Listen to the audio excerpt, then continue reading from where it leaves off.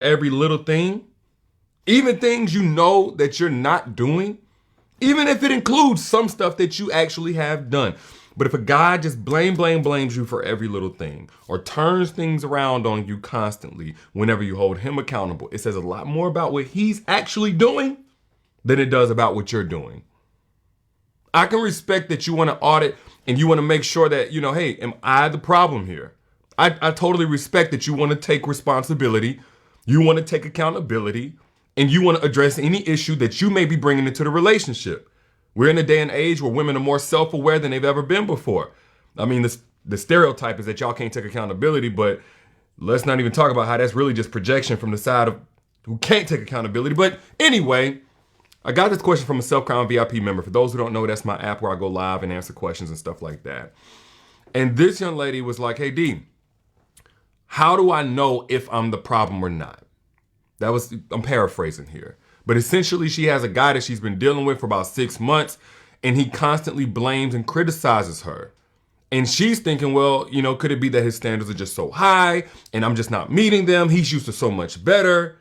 And this is where you got to catch yourself. It's not that, a guy can't come in with high standards. It's not that you're perfect as a woman, because of course you're not. But when you see a pattern of a man blaming you, criticizing you, there's one of three things likely going on. The first one is that he's projecting onto you what he's actually doing. Or he's projecting on you, period. Because sometimes what a guy will do is he will project onto you what he's doing. And it's a way to kind of prepare you to forgive him whenever he gets caught. So he'll project it onto you. You must have been out here sleeping with this guy, doing that and the other. And that way, whenever he finally gets caught or he confesses, which could happen, even from a guy who's dishonest, and I'll tell you why in just a second, but by the time y'all get there, he's blamed you so much, he's able to make the case that his alibi was, well, it seemed like you was on some BS. So then he got on some BS. So when a guy's projecting onto you, like you're getting blamed for stuff, it's no possible way he could actually think you're out doing X, Y, and Z. No way. It wasn't even like you was talking to a guy too long, getting phone calls late at night, or, doing some sketchy behavior. Nothing like that. You weren't where you were supposed to be. There's no real reason why this guy should be making the conclusions that he's making about you. And he's persistent in it. It's not a one-time thing. He's likely letting you know what it is that he's up to. But let me say this. Sometimes he's not projecting on you exactly what he's doing. Sometimes he'll project on you the nature of what he should be receiving from you in terms of blame and criticism and being held accountable. And what he'll do is he'll leverage what you're actually doing that's not nearly on the level of what he's doing. Let me give you an example, because I know I'm probably going to lose somebody on this one. So let's say you say, hey, babe, I got to go to work today. I'll be home at 6 o'clock. But you get home at 6:15 and you don't text, you don't call. All right. What a guy will do is, especially if he's doing a lot of wrong behind the scenes, he'll make a big fuss about that. Oh, you got home 15 minutes late. You couldn't tell me? What if I have something planned? What was you really doing? Where were you really at? And so this is where a guy would try to come off credible by leveraging something that you actually did wrong. Like, no, I'm not here telling you that's okay to do. If you get home late, you should have communicated. You got to be accountable to that, and you should apologize for being late. But if you notice that he's making a big fuss about something like that and it's not in proportion to what actually happened, like a 15-minute being late and he's, off the deep end, more than likely he's doing something behind your back.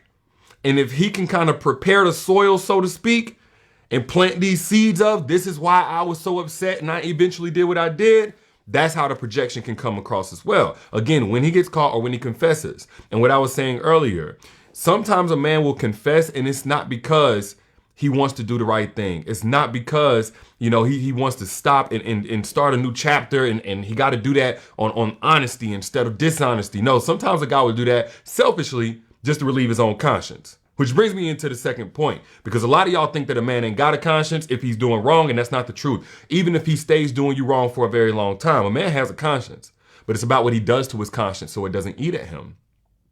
So when a man projects onto you or blames you for every little thing, he may be doing that because he's trying to trick his conscience into believing that you're really a bad person.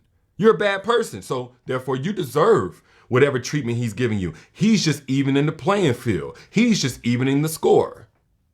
So you have a guy that blame, criticizes, and it's his way because his conscience eats him up. He was raised better than that. His mama taught him better than that. He knows better than that. But if he continues to see you for who you are, the good woman that you are, your sacrifices, the way that you show up, your heart, all of these different things, your accountability, if he sees you for that, then he's got to look at himself for who he truly is. So if a guy has this habit of just blaming you for stuff, criticizing you for stuff constantly, what he's trying to do is keep his mind from conceptualizing you according to your truth that you're the type of woman who does not deserve that. You deserve better than him. That's a painful reality for a man. And it's like, well, why wouldn't he just stop doing wrong? If he's so deeply embedded into his ways, if he's so in love with his lust or whatever he may be doing wrong, it may not necessarily be cheating, just whatever. He could just be manipulative. He could just be whatever. Because he's critical, because he's mean, neglectful. A lot of times a man's conscience will eat at him. And then we give you a little bit more proof that a man's conscience eats at him. Because when a man loses a good woman, what do y'all notice happens? He always comes back. If you meet a man 10, 20 years down the road, there ain't no chance to come back. You talk to that man that lost a good woman, they always gonna be able to be real about it. Yeah, man, I messed that up. I effed that up bad. You always hear men talk. That conscience was there during the relationship. But what a man will do so that he can continue doing you wrong, he will trick his conscience. And he'll try to force feed it this image of you that's so horrible. So that way he can sleep at night. And a lot of times it still don't work, by the way. That's why you got the coping mechanisms, you get addictions all over the place. Oh yeah, them demons, they'll eat at them. And let me just kind of side note this one as well. Because, and maybe this is a whole nother point, but a guy will blame you because he's cultivated a distrust by being untrustworthy. He's cultivated a distrust by being untrustworthy. This is the funny thing about not living in your truth. This is the crazy thing about that. When you don't live in your truth, you have a hard time believing anybody else is either. So a man will blame you for all of these horrible things because he's doing wrong. He knows that he's doing wrong. So if he's tricking you and you have zero idea what he's doing, maybe you're doing the same thing. It's a crazy thing about traumatizing somebody else in that it actually traumatizes you. That's why when you have people that have done wrong in all their relationships, they really struggle in a healthy relationship because they remember when they were doing wrong. Even if they start off not doing wrong, they'll have a hard time believing that you coming in with a love that's pure and that's genuine because they've never been genuine. And what can happen is because they've cultivated such a distrust within themselves for you, not based on your actions, but based on their own, they almost self-fulfill the prophecy. They almost will try to push you into doing them wrong. They'll be so critical on you, at some point you're going to be ready to give up and actually leave or do something wrong. Not saying that you're ever absolved if you do something wrong, by the way. But the point is, a person who's not trustworthy can't trust somebody else. And maybe they brought that into the relationship. Maybe they brought that from their childhood, which brings me to the last point. I said 3, I don't get y'all like 4 or 5, whatever. But the last reason why a guy will blame you for every little thing is because that's the emotional and mental internal state that he's in. He blames himself. He shames himself. He's only pouring from the cup that he already has and that he had before he ever met you. And if you were never born. He blames you, which is a form of shame, by the way. It's a form of shame because you're really seeing just a little fraction of what he gives himself. That was cultivated in childhood by an overly critical parent. It ain't something that he learned in a relationship. It ain't something that he likely even developed in his last relationship. But as a child, this is what happens. It's like you gotta do more than just assess whether or not this guy is good. Because this type of guy may not be doing you bad. He may not be betraying you. He may not be living a double life. He may not be not living in his truth. But he'll still be very critical and blaming of you and shaming of you if he never healed those wounds of rejection from his parents in the form of them criticizing him. So if when he was a child, his daddy or his mama, picked on him for every little thing and just, made him seem like he was so unworthy of love, as children especially, we're really susceptible to this. So that outside voice can easily become our inside voice. He grows up with that, and now that's the lens that he sees the world. He shames himself so much for every little thing that he does wrong and feels like he's no good or whatever if he doesn't highly achieve or he's not perfect or appear perfect to people. And then he projects that onto you because that's truly that's his language that he speaks to himself. So he may not actually even be doing you wrong, but he is wrong for you in that state. And this is why I never emphasize such a good man. Look, y'all, a good man is the bare minimum. A good man is the starting point. It's nice, don't get me wrong, but a good man is the starting point. But what state is he in? You may have ground beef that's good. It's not expired, it's good. But if it's frozen, it's not in the right state to be consumed or cooked. So just because something is good doesn't mean it's right. Put I down in the chat if I'm making sense. If you got a man who is good in his intentions, good in his personality, good in his looks, good in all these different areas, you also have to assess, is this man in the mental and emotional state to protect my heart?